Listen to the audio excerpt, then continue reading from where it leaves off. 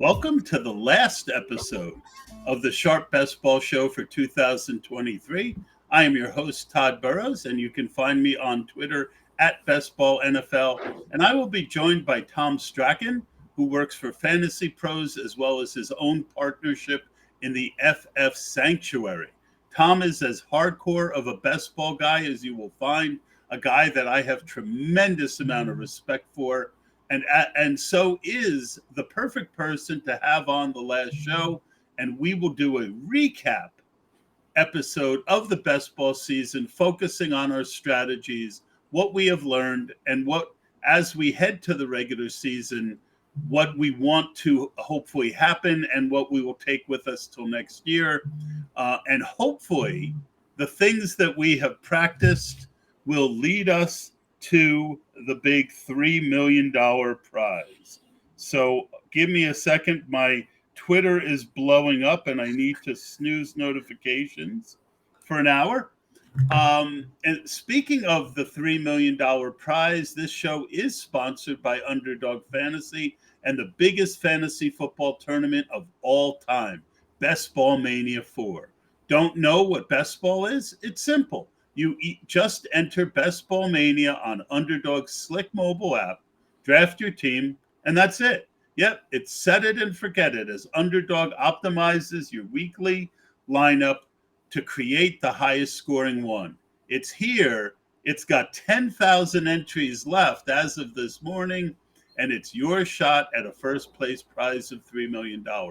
Get signed up on UnderdogFantasy.com or via the App Store with the promo code SharpKit, and they'll not only double your first deposit up to $100, but you'll also receive the Sharp Football Draft Kit for just $1. That includes over 40 exclusive fantasy football articles, which will help your chances at winning the $3 million grand prize. That's Underdog Fantasy promo Sharp Kit. And before we jump into today's episode, please do me a favor and make sure you give our YouTube channel a thumbs up and hit that subscribe button. Scroll down to the podcast description and take care of that for us. Your support would mean the world to us, and subscribing helps us keep quality content coming your way. And now let's bring in the man himself. Now, Tom, did I say I should have asked ahead of time if that's the way to pronounce your name? Is Strachan how you pronounce it? No, you absolutely nailed that. And unlike Michael Strawn of the Colts, who spells his name exactly the same but pronounces it completely different, he got cut today. But yeah, you nailed the Strachan pronunciation. Very impressed. I am impressed with myself. The only thing bigger than my best ball portfolio, Tom, is my ego. And so I am glad to get kudos. But before we get into what we had planned, obviously we planned this episode right around the 4 p.m. deadline. Why don't you go ahead and tell everyone what you just told me? Yeah, so the news has just come down that Jonathan Taylor isn't going to be traded today. It doesn't mean that a trade can't happen, but the Colts had seemed to set this kind of soft deadline at today, in part because if they were going to trade him, they'd need to activate him off the PUP list. And with him not being traded, now that means he's out of the first 4 games. And we were just kind of briefly mentioning before we came on air that 4 games missing for a player who's been in those top 3-4 rounds for the whole of drafting season. That's awful news, really. Yeah.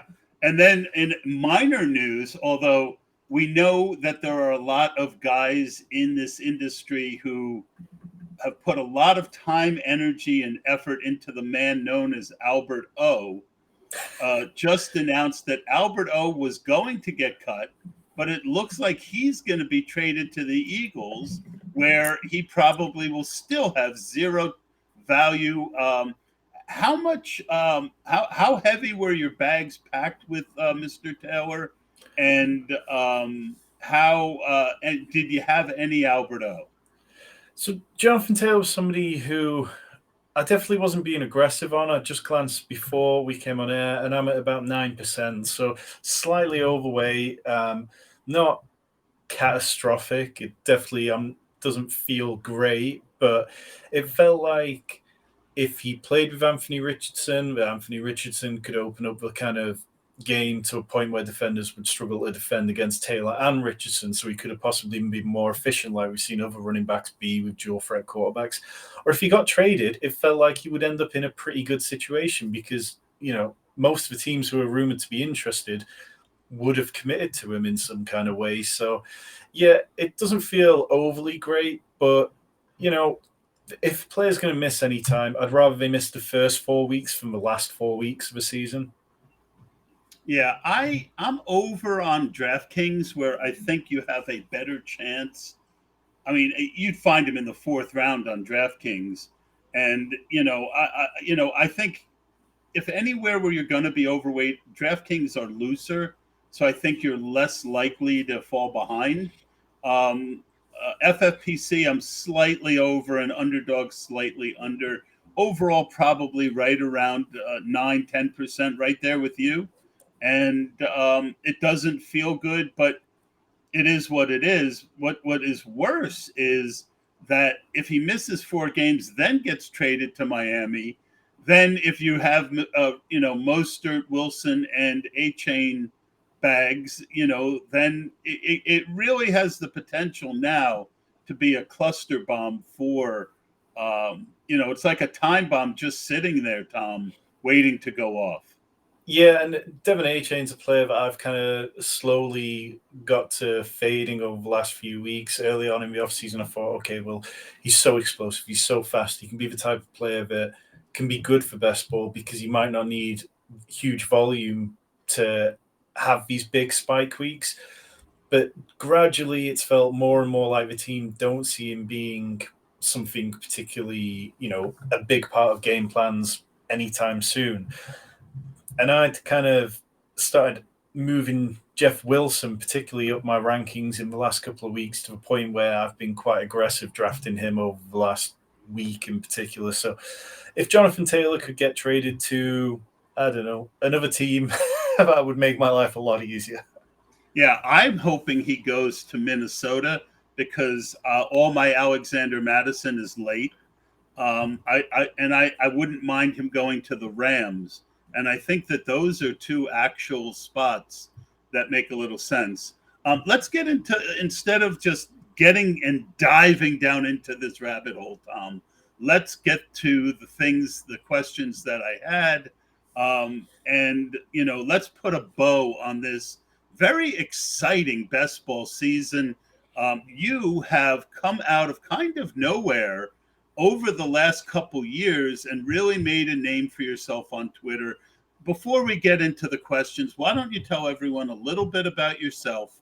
I kind of hit the highlights, but tell people where they can find you on Twitter and things of that nature.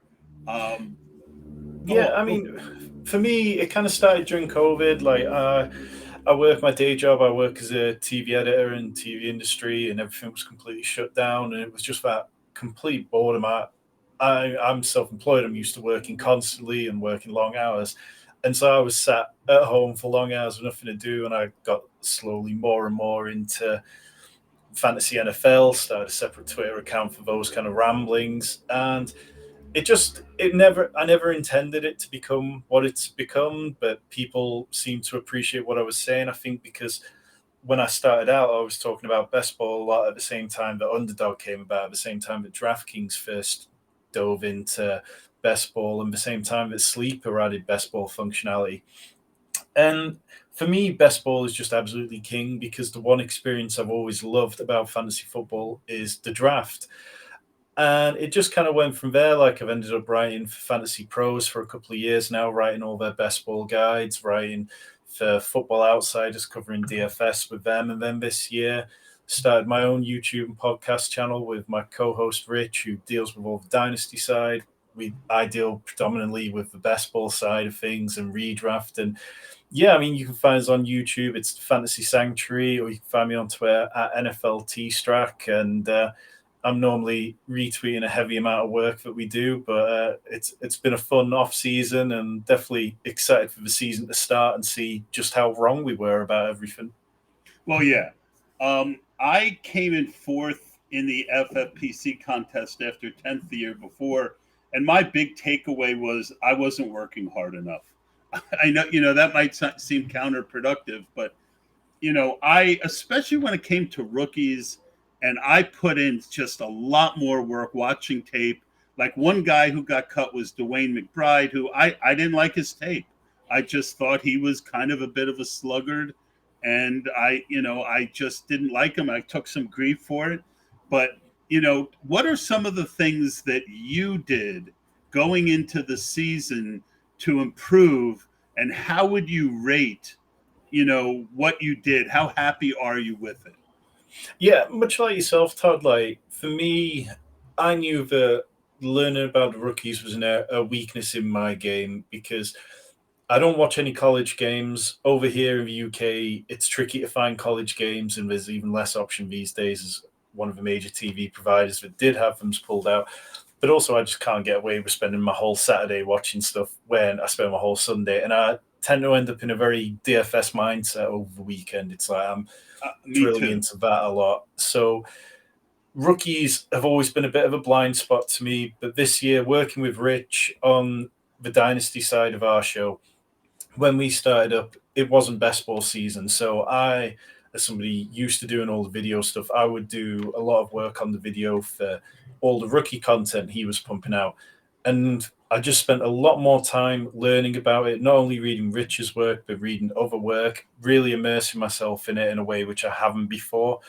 And I like to believe that it's led to me taking better stands on players who I do like and understanding what those players are going to be like within the NFL this year.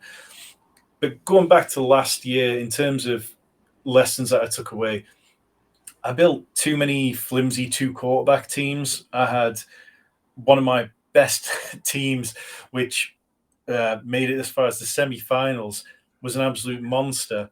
But it was quarterbacked by Trey Lance and Matt Ryan. And somehow, even with Matt Ryan not playing and Trey Lance out for virtually the entire season, it was a complete juggernaut. And if I'd got even usable weeks from quarterbacks in the semi-finals, then it would have gone to the finals and could have been an excellent team. So this year, it's trying to be more mindful of the quarterback pairings I'm going for when I am doing two quarterback teams. It's been more open to doing three quarterback teams. I mean, the majority of my drafting is on DraftKings, where it's 20 rounds, and I feel like that 20 rounds really does give you the ability to add a third quarterback late, even if you've started with an elite one. So bits like that. And then in general, something which I know you've talked about a lot before is not going too heavy on quarterback exposure. Trey Lance, I got carried away. Like I was a big Trey Lance fan coming out, and then I think I was at Condolences. 27% last year, and it burned me badly. So this year I've only got one quarterback over 15% exposure mark. Yeah, historically, quarterbacks, some guys don't like win rates. I love win rates, right? Because they don't give you the code for who's going to be good next year, but it gives you larger trend points of where to put your money. And it's very rare for a quarterback to have a win rate. I come from the old days when we only did win rate, a win rate of more than 20%, where you get wide receivers and running backs who had a win rate, which means finishing first in your league, as high as 30%. So and tight ends very similarly too. Last year, Kelsey, I think he was like 19 and 20%, and he had like the nuts rollout of not only him having a huge year, but all the second tier tight ends having bad years. So I just am a little less with that. As far as quarterbacks go, back in the old days of MFL 10s, it was kind of a cheat code. If you had two top 15 quarterbacks, it was kind of a cheat code, right? Now, and we'll get to quarterbacks a little more. I've got a question about that, but I do agree with you that any position group, if I have two, I want those two to be good, right? So if I have a 17th round and a 15th round tight end, I'm going to probably take a third quarterback in that 18th round on underdog, because and especially on the FFPC, because I got to the finals, there were 63 teams, and it was amazing how balanced it was because, two teams advance, then two teams advance week 15, and three teams advance week 17. So you don't need, so that's an important thing, Tom. Know, you know, match your fragility to the contest you're playing in. Correct? Yeah, 100%. And it's also like, I dive deep into the DraftKings data from the finalists. And DraftKings are incredibly frustrating because they don't publish the data in the same way that Underdog or FFPC do. So it makes it very difficult. But as I dove into all that data, the most common build was a 3-6-8-3, which is quite a balanced team. And there were plenty of teams that didn't take that approach and went with more extreme builds. But it just showed me, okay, well, if this is what the majority of people are using, there's a time and a place to pick your spots to be different to it. But I shouldn't be forcing two quarterbacks just for the sake of it. I've also tried to be more open to running back heavy builds. And again, there's a time and a place for it because of how the wide receiver landscape is, and we get to that later. But even last year on Underdog, Robust RB, if you had an elite tight end paired with them, so you went 3 running backs in the first 5 rounds, and you had an elite tight end, your advance rate jumped from 12% to 20%. And I'm very much not in the Robust RB corner normally. But with the values that we're seeing this year, I'm trying to be smarter with it, going, okay, well, I'd like to build a robust RB team here, but what do I still need to achieve to make this team work? I probably still want to get to 5 wide receivers by the time I'm out of round 10. If I'm going to add an elite tight end in there, what does this mean I've got to do? So, yeah, just little differences that I'm hoping are going to take me towards the big money this year. Yep. My team that came in 4th in the FFPC, now there were 10,000 teams. It's not like Underdog, but still to come in 4th out of 10,000, says, that team had Jalen Hurts, who missed the last 2 weeks. He got me to the semifinals, and it had Matt Ryan, who didn't play the last 2 weeks. And the only man left standing on my team that came in 4th was Mac Jones, right? And I think he got me like 16 and 19 points. So it's funny that, we do all this research, but sometimes you just got to go with your gut and fill out the team with enough. It's an underestimated, fragility can win, but fragility can also kill you. And I will sum that up like that. What worked well for you last? What strategies did you employ this year that you're most proud of? So yeah, I think being, like I mentioned before, being open to the kind of like the heavier running back builds, because my natural sort of leaning in drafts is to go into them with a hero RB approach or a zero RB approach. But we saw it for Pat Kerrane last year. He won $2 million playing a dual running back combination. And which is hilarious considering he's Mr. Zero, one of the Mr. Zero RB guys. Yeah, so being more open to different builds. And again, like when I dove into the DraftKings data, there were as many robust RB teams in the finals as there was zero RB teams in the finals. And they only made up 7% of the finals each. But it's going, okay, so trying to detach myself from my prize a little and being like, okay, well, these builds are interesting to me if I can put the right players in them. I'm not just going to slap players into them and say, okay, I wanted to try this build for the sake of it. But when a player falls and you go, okay, actually, well, I'm in the second round here. If I take a running back here and then this player falls to me in the 3rd round, I can give that a try and see how it pans out. But yeah, not predetermining things really, and just being open to more strategies than I possibly was last year. We got a question from JCK, and it is in the chat. What does robust running back mean? Very good question. Sometimes guys like Tom and I forget that, who don't spend our whole life on Twitter. It basically means 3 running backs in the first 4 rounds. If you have 3 running backs in the first 4 rounds, that's pretty robust. 0 running back kind of means no running backs in the first 5 rounds, although there's different people who, use different criteria. And hero running back means 1 stud running back in the first 3 rounds, and then not taking another running back until like the 7th, 8th, 9th round. So, very good question. I'm going to say the thing that I'm most proud of is something I've always been, pretty cognizant of, and that is to make sure that I'm drafting where the value is. In other words, you talk about positional.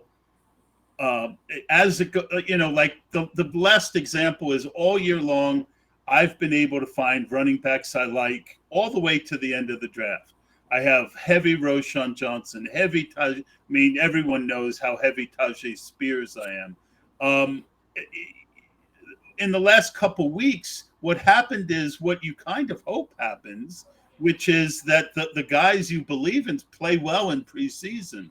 When that happens, the values are no longer there. So I adapted.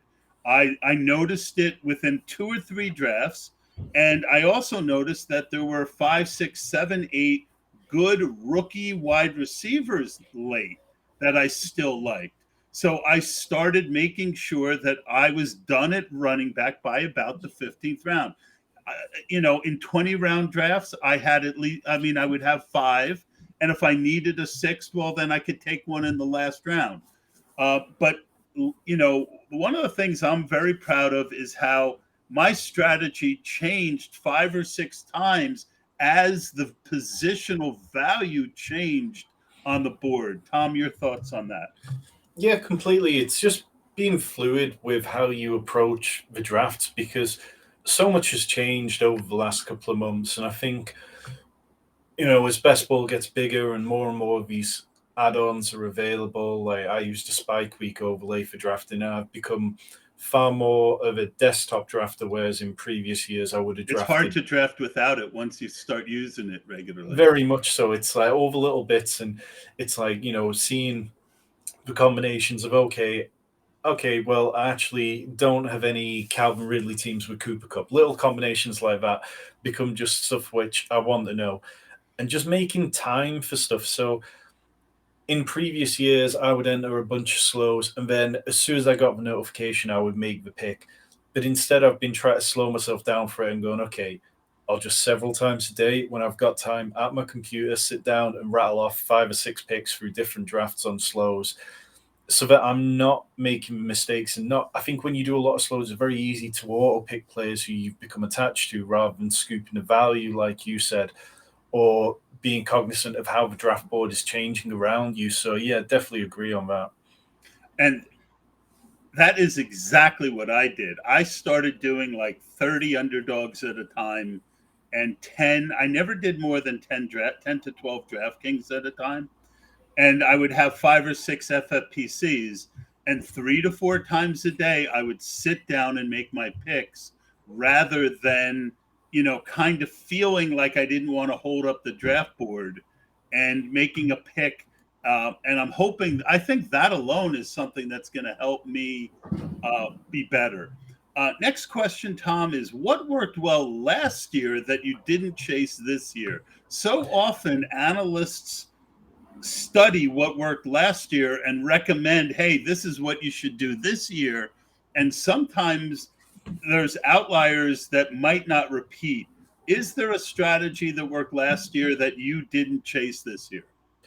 So, not necessarily. The dual running back, which won Pat $2 million, obviously that's one which we've seen it be powerful. We've seen it work at times. It's not one in which I'm forcing in, though, because I think the wide receivers at the top of the draft, if you've got the first 4 or 5 picks, I think the drop-off between them and some of the later ones is noticeable. And also, there's so many running back values later on that I feel like if I'm drafting from the front, I still want to be taking a wide receiver in the first normally. if I'm drafting from later on in this first round, then I'm more open to like, Austin Eckler, Saquon Barkley pairings, Austin Eckler, Tony Pollard pairings, things like that.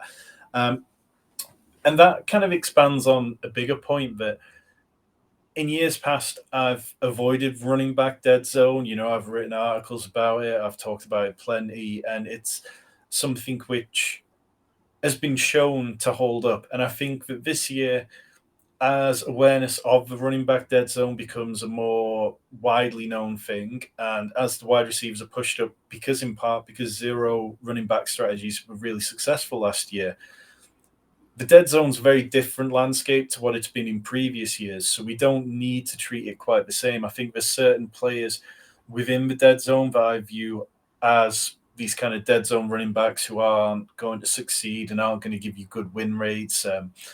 They'll be, kind of silent killers who will do enough to accumulate points, and people will point to them at the end of the season and go, oh, well, that player was actually the RB14. It's like, okay, yeah, but he gave you so many weeks of like 10, 12 points when you could have been taking another player in that range who gave you more. So, yeah, generally, fading the running back dead zone worked out for a lot of people over the last few years. But this year, I'm trying not to view that area completely as a running back dead zone. Instead, try to just analyze on a player-by-player case. Yeah, 100%. There's a huge difference when that guy who gives you 10, 12 points is going in the 5th, 6th round because of positional scarcity, and he's going in the 8th, 9th round.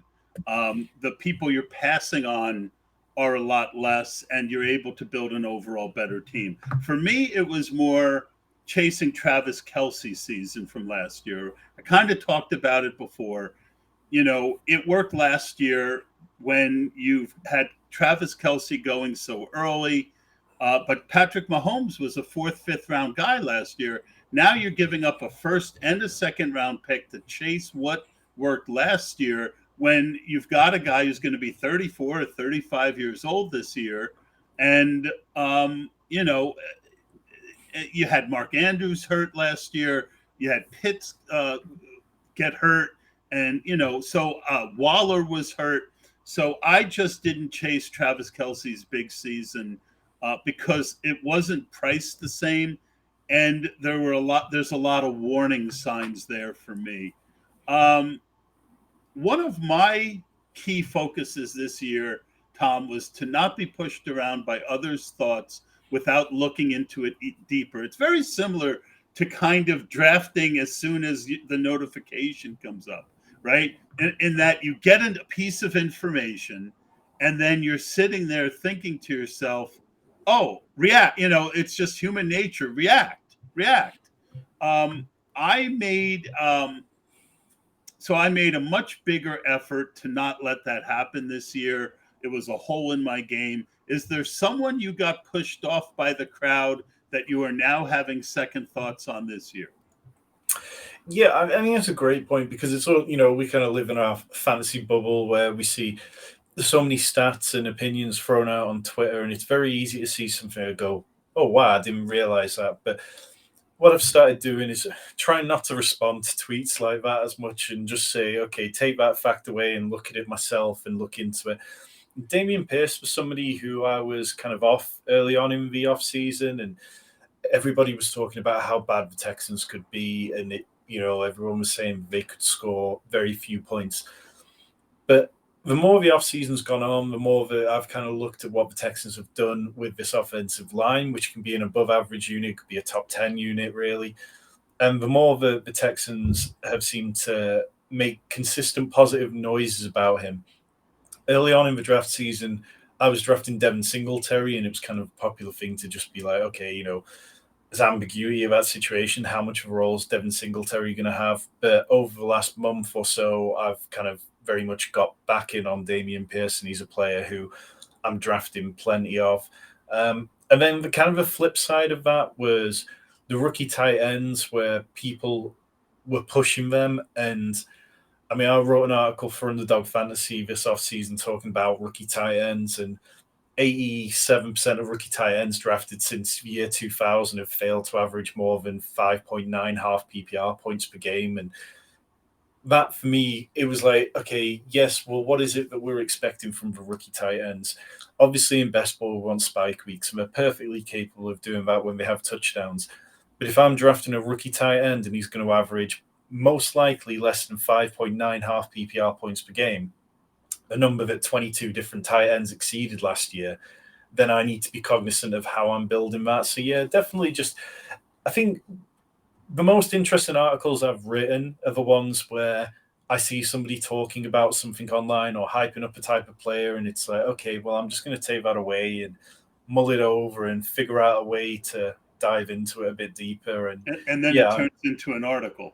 Yeah, definitely. I mean, Damian Pierce was like, I watched again. I not only did I watch rookie tape, but when the season ended, I watched 3 full games of every team.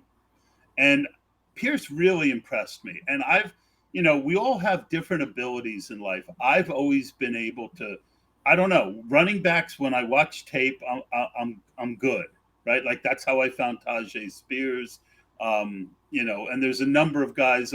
I'm still holding out for Pierce Strong from last year. Now that we got the trade, but my point is that.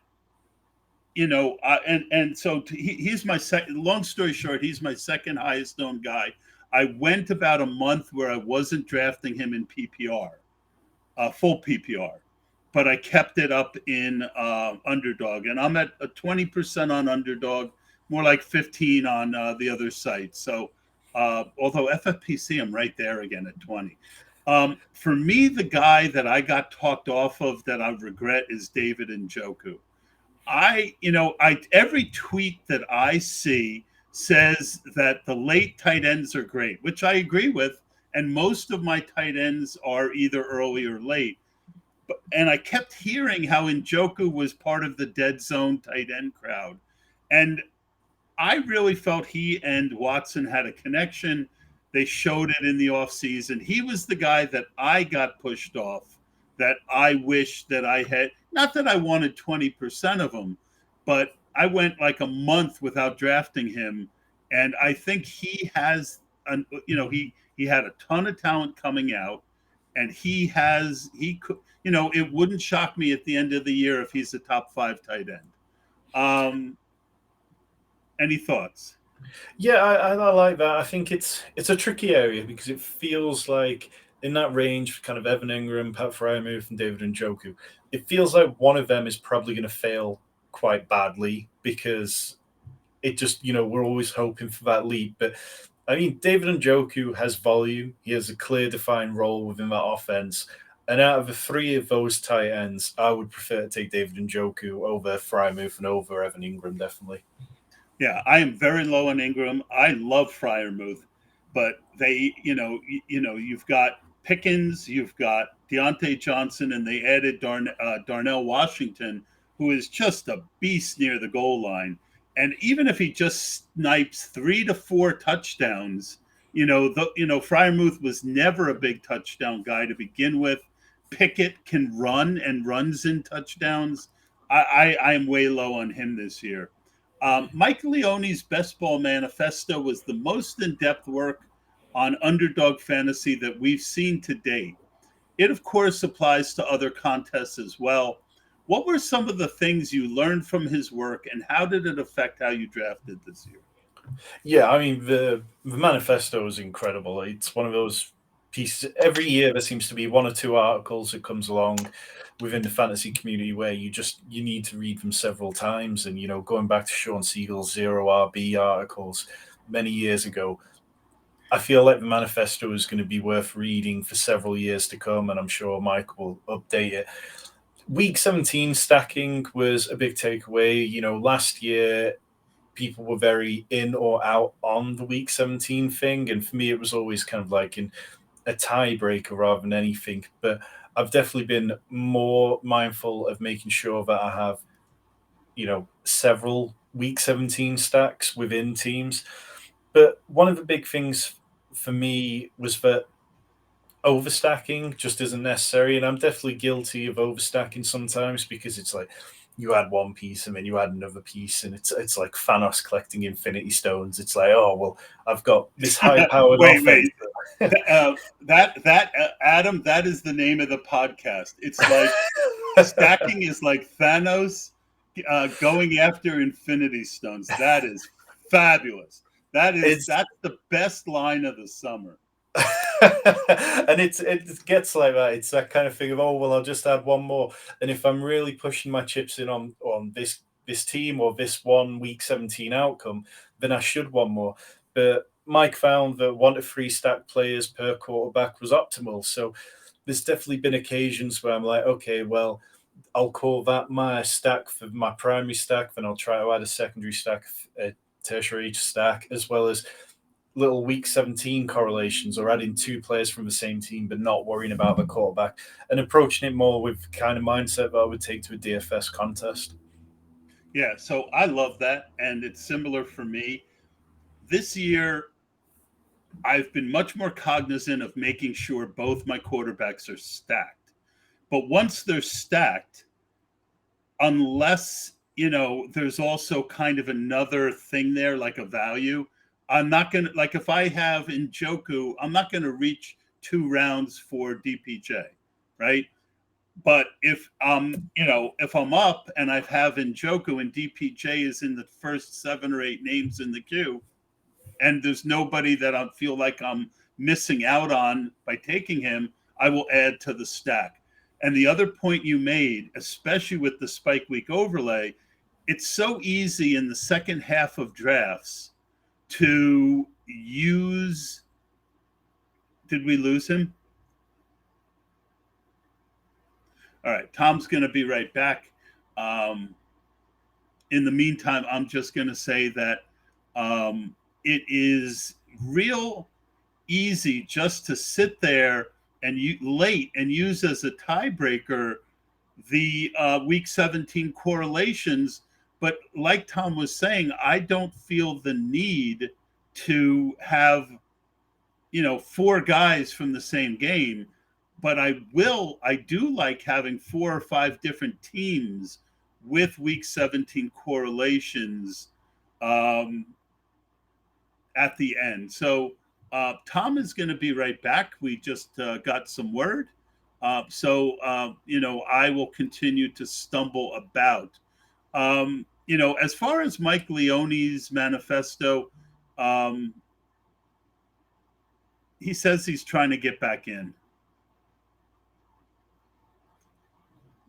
For me, there were so many things that were useful, but in general, I use it. I use a lot of what Mike talked about as. Let me just send Tom a message. Close browser. Try again. Try different browser. Yep, sorry. All right, so I'm going to keep going with this. So yeah, I use. There he is. So I was saying, oh, it's not your fault. I was saying 2 things. I was saying, in general, I use what Mike Leone says, kind of as guardrails, right? Like I want to stay within the guardrails, but I'm not chasing everything it said because there was so much there. But back to your point, the one thing I was saying is, I'm less on, I'll have a couple lineups where I just load up on a game stack for week 17.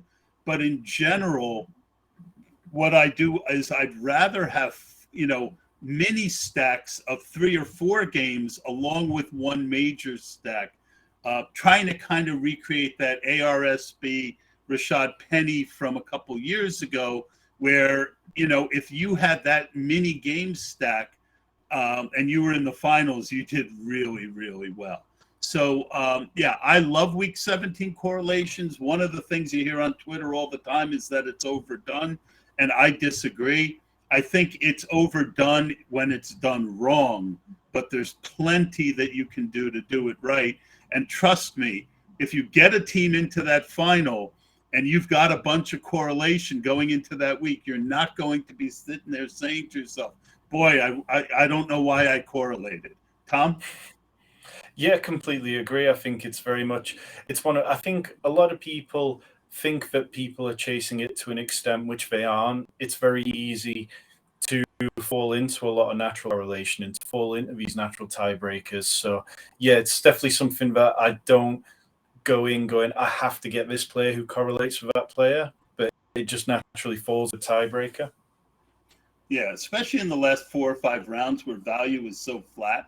They're all darts that late, or by definition, round 14 to 18 or 15 to 20 is a dart. So why not have a dart that's a correlation with someone who's on your team? Is how I look at it.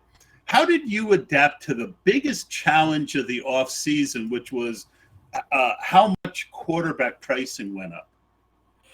Yeah, it's definitely been tricky. I think for me, my initial reaction when drafts opened was that it wouldn't last and that the quarterbacks would recede down further towards like the third, fourth value. And we saw it slightly, but not to the extent I kind of expected. I've generally faded the top three. I'm at thumbs 3%, Jalen Hurts, 2%, Josh Allen, because I don't feel like the gap between them and Lamar Jackson, Justin Herbert, Justin Fields, and possibly even, Joe Burrow and Trevor Lawrence, I don't think it warrants it. And the wide receivers and running backs who you can get in the second round and the third round, they're players who want exposure to. Yeah, so I very similar, and the biggest thing is you also have to stack with someone who is, like I was talking about with Kelsey and Mahomes, and you're not even getting the advantage of being unique. There are like going to be 3 zillion Mahomes Kelsey teams. You've spent all that draft capital and you haven't gotten unique. I think you need to have some of it. I've also gone pretty heavy on Dak, Tua, and Deshaun Watson, because last year, historically, that level, QB 6 to 10, you normally find one, maybe two of those guys who end up in the top 5, maybe in the top 3, and now you're saving 6, 7 rounds. So last year, Russ was awful, Stafford was awful and got hurt, Dak got hurt. It was terrible. So, and I have a lot of Justin Fields this year. So I love that. That's kind of how I adapted to it as well. The second biggest change from last year was how much more the wide receivers were pushed up. How did you adapt to that one? Yeah, I think it's tricky because Pete Overzet did a great video on how to combat wide receiver avalanche rooms and talked about, there's a level which you can fight against it. But if you fade against it, it's very easy to get shut out of the wide receiver position to a point where you're counting on guys like Brandon Cooks to be your wide receiver 2, or, you're looking at Alan Lazard to be your wide receiver 3 on a team, and that never feels particularly great. So there's a level of being able to play against it and go, okay, this feels like a wide receiver heavy draft. I'm scoop this running back here, but then I have to be disciplined about it. I'm going to need to get to wide receivers before the draft completely dries up on them. So I think it's a balance, isn't it? We've got so many picks which can be allocated, and if you don't get to a certain level on it, if you don't spend them wisely, then you're going to be feeling bad at the end of the draft. So it's always just try to be cognizant of the total amount of picks you have and where you spend that allocation. Yeah, we got a question from Mr. Beats. Hey guys, I got a draft tonight in a 10-man league, 2 quarterback, 2 running back, 2 wide receiver, 1 tight end, 3 flex players, and 10 defense players. How would you go about drafting that team? Unfortunately, Mr. Beats, no idea. I just don't play in those kind of contests, but I didn't want to ignore you. Tom, you have anything for him? I don't play IDP leagues, so the defense side of stuff is definitely lost on me a bit. But I play a lot of super flex leagues. I play a lot of leagues with deflex positions, and it's always about looking at the type of caliber player you'll be putting into your flex position routinely. So I never go quarterback in super flex drafts. I feel like that leaves you chasing yourself. So in a if you can kind of anchor your approach with a single quarterback, a single running back, a single wide receiver through the first 3 rounds, I feel like that'll set you up quite well. Yeah, for me, one of the big things in any draft, you've talked about tiebreakers. I've talked about tiebreakers forever. One of my big tiebreakers is to stay positionally neutral.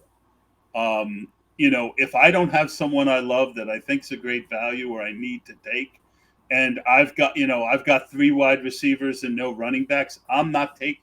And even if there is a wide receiver 4, he's got to be a lot better than the running back, because it's so easy in a draft. What happens a lot of times in drafts is if running backs start going early because it's a running back draft room, that tends to play out throughout the whole thing. So you could end up with 8 great wide receivers, of which only 3 can play in a given week. Stay positionally balanced, unless just the value is just ridiculous on a player. As far as wide receivers, for me, I wanted to come out of the first 10 rounds of most drafts with 5 or 6 wide receivers. Then, we hit that wide receiver dead zone. And then I would come back and get a couple at the end. And I would normally have 2 to 3 running backs, 1 to 2 quarterbacks or tight ends, but rarely both quarterback and tight end early. So by getting the core of my wide receivers before the value just fell off the table, and by having enough at the other positions, I felt that I made pretty good teams. Your thoughts on that? Yeah, I'd say probably 80 to 90% of the teams I've drafted this offseason will have 5 wide receivers by the time I'm finished in round 9. And that was something which the majority of finalists in the DraftKings Millie Maker last year had. I think it was about 60% of finalists had that. It just feels like a necessity for me, but I can build good teams. If you want to go with a hero RB approach, you can lock one down in the first 2 rounds, and then come round 6 or 7, take your second, which is a tactic which has been pretty good for win rates over the years. If you go in 0 running back, you can take those 5 in the first 6, 7 picks, and then pick up some additional players from other positions. And even if you go in with a dual anchor approach of 2 running backs in the first 2 rounds, you can still get to 5 wide receivers by the time you get to round 10. It's the 2 aren't mutually exclusive. So yeah, very much in agreement. Awesome. All right, it's that time, Tom, to reveal our most owned players. You can start first, 3 or 4 for each position. And if it's, you're mostly DraftKings, so it won't be broken up. Who are your most owned quarterbacks? I mean, there's going to be a lot of ones in here.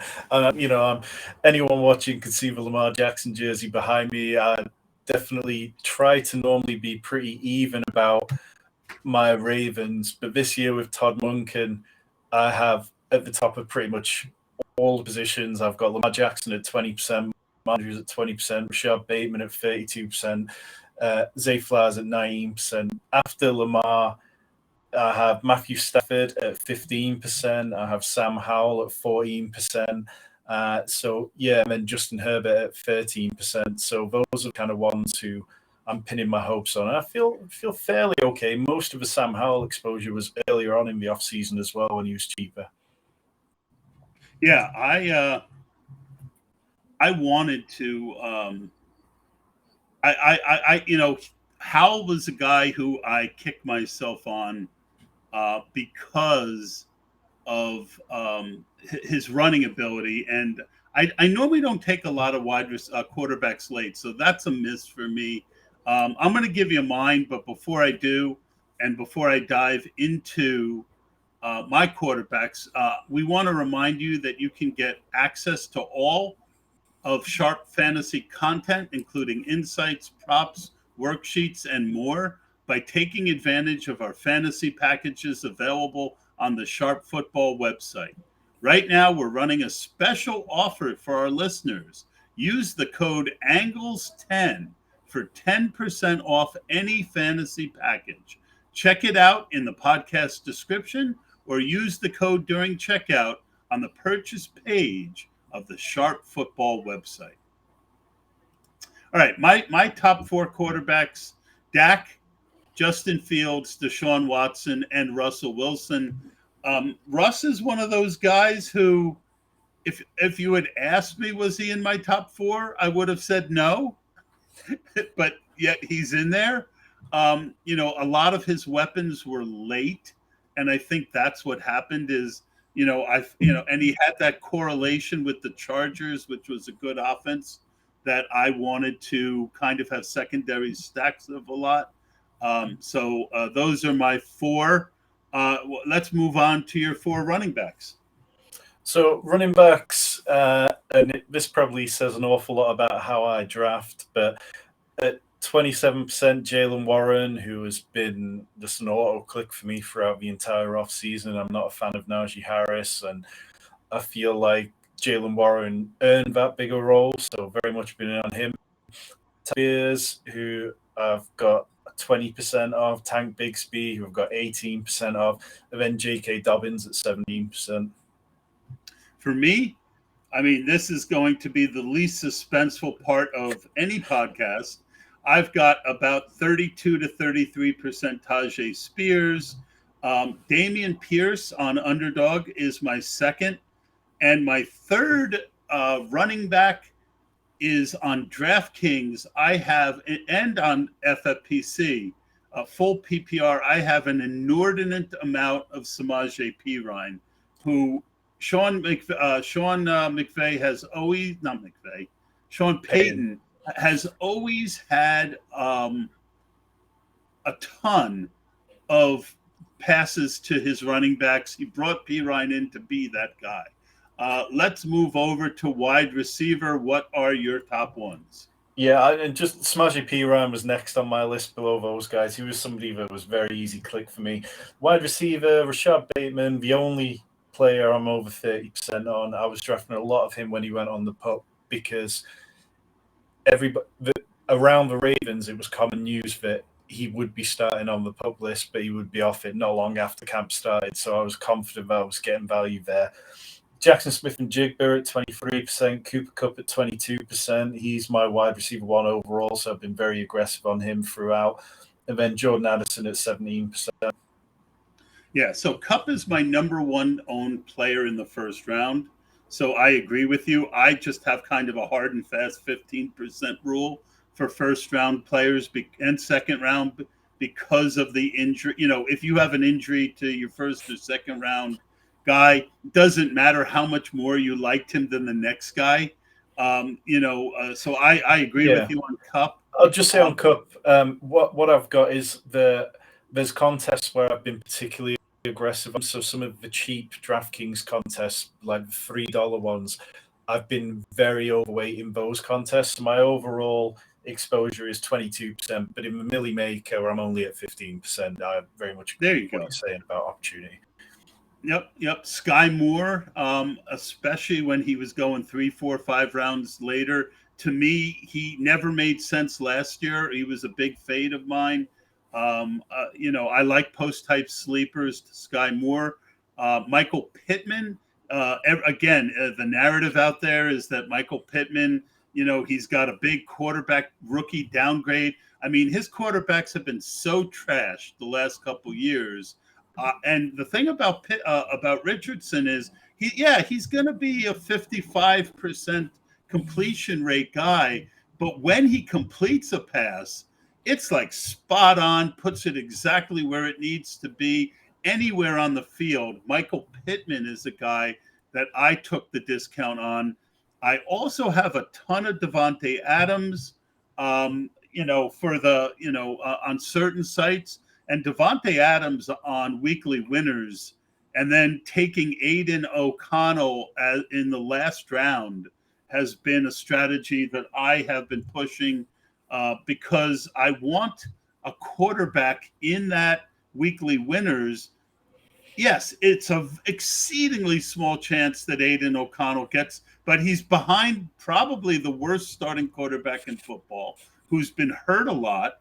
And if he gets, and Adams is like Mr. Spike Week. If you get that one spike week, instead of being up against 21,000 or 8,000 other lineups. Now I'm going to be competing with maybe 500 teams that have an Aiden O'Connell and a Devontae Adams. So, and then my last guy back when he was free was Tank Dell, mostly on DraftKings. Tom, your tight end. So tight ends, Mark Andrews at 21%. I feel like, he can very much make that real elite jump. Hayden Hurst, 14%. He's free at the end of drafts. I don't think he's particularly fantastic. He's a very touchdown reliant guy, but there's not a great deal of competition in Carolina. Gerald Everett, 14%. I feel like he's fantastic and very underrated. Chargers as a whole to be much better this year. And then it was Noah Fant at 11%, again, free, and I'm very high on the Seahawks. Yeah. I've never drafted much Noah Fant, so I find it hard to do it. For me, Greg Dulcich, I backed off a little bit, but I still believe in the talent. And again, it fits into why I was taking so much rust. I felt that Dulcich was that guy who was like, I feel he's a really talented guy. Jake Ferguson has been a guy that I've been hitting incredibly hard in the last month. And, I am way overweight on Mark Andrews, but I also have taken another Raven, Isaiah Likely, and Jelani Woods, guys who are really, really talented, who right now you don't see the path to them having the opportunity. But as a third tight end, Tom, those are guys that I have focused in on. Your thoughts? Yeah, I had a lot of Greg Dulcich. I backed off and probably backed off a bit more than yourself, I guess. Isaiah Likely, if I miss out on Mark Andrews, but I've got Lamar Jackson, I'll always add him in. Jelani Woods is auto-click for me in round 20 when I've got Anthony Richardson. I like all those they've all got of upside. All right, so we got 2 questions in about 4 minutes. So let's both try and hit this pretty quick. Who is your boldest fade? And who was your boldest fades? And of those boldest fades, who are you the most worried about? So George Kittle, Travis Etienne, and Najee Harris are all players I'm under 2%. George Kittle, for me, is one that I've wrote numerous articles saying that I'm completely out on. He had 11 touchdowns last year, which was kind of an outlier in his career. But 6 of them came against the Cardinals and Seahawks, who were both bottom 5 against position. And when he didn't score touchdowns, he averaged 4.9 half PPR points per game. But when he does blow up, he really blows up. So I'm slightly nervous about that one. Yeah, and he's a guy I draft in weekly winners to make up for the fact that I have almost none in season long, because you're only trying to win 1 week. He fits that a lot more. For me, it was all the rookie wide receivers. They were just priced so high. We've seen rookie wide receivers be cheat codes, yeah, but in the 12th, 13th, 14th round, not in the 6th, 7th, 8th, and 9th. The one that worried me the most, I already got a big break on, was JSN. I was super worried about him. So, I know you feel bad about his hand injury. I'm hoping he puts it in an elevator door because I am just so low on him. Last question is a lot of lessons we will learn, a lot of lessons we're going to learn as we move forward. But what lesson are you learning now that you will take with you into next season? So for me, it's about timing of when I'm entering the draft. Obviously, there's been plenty of talk over the years about doing a barbell approach, hitting it hard at the start of the season and then hitting it in the last couple of weeks very heavy. But over the last few weeks, there's been some incredible value during training camp and just before training camp. And it took me... That's always my favorite time to draft. Yeah, I was holding. You can hit it hard before ADP catches up. Yeah, so for me, it was adjusting and going, okay, it's doing a few drafts right now. I need to actually adjust and do some serious volume here to get scuba value and then ease back. Awesome. And for me, the biggest lesson we already talked about a little bit, and now I feel a little bit better about it. I was kicking myself that I didn't buy the dip on these holdout running backs because they always come in. And then JT ends up, kind of throwing that thought, into, giving me enough confusion that I wonder if it is a good strategy. But what I will throw into that mix is Irsay. When you have an owner that's that fucking, excuse me, I have this one fly that keeps attacking me. When you have someone that volatile who could say so much stupid stuff, that can inflame a situation. You noticed you didn't hear anything out of the Raiders or the Giants other than we really value the player, but the market is what the market is. And eventually they came in. So I will be trying to take a little bit more advantage of that, though, of running back holdouts next year. Tom, a tremendous pleasure to finally have you on the show. I hope that if I don't win the big DraftKings contest, you do. You can follow him on Twitter at NFL_Tstrack, STRACK. And that's going to do it, not only for this episode, but for the best ball season. I will be doing an in-season podcast for Sharp Football Analysis with Ryan McChrystal, where we do betting props and a little bit of DFS on Thursday nights. I look forward to talking to you then, and thank you so much for the support. Please, again, go to the Sharp Football YouTube channel, give us a like and a subscribe, and we will see you next year.